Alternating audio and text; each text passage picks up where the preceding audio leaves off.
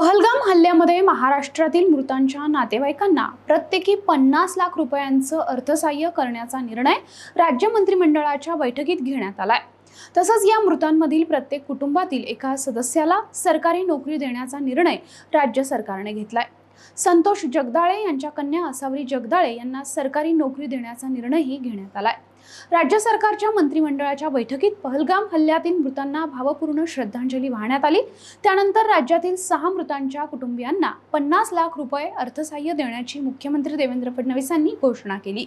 तसंच प्रत्येक कुटुंबातील एकाला शासकीय नोकरी देण्याचा निर्णयही घेण्यात आला। या कुटुंबाच्या शिक्षण रोजगाराकडे राज्य सरकारचं लक्ष असेल। याआधी आसावरी जगदाळेंना पुण्यातील DY पाटील संस्थेमध्ये नोकरी देण्याचा निर्णय घेतला होता। त्यानंतर आता त्यांना सरकारी नोकरी देण्याचा निर्णय झालाय। मुख्यमंत्री देवेंद्र फडणवीस यांनी त्यांच्या विशेषाधिकार वापरून मृतांच्या कुटुंबातील एकाला सरकारी नोकरी देण्याचा निर्णय घेतलाय।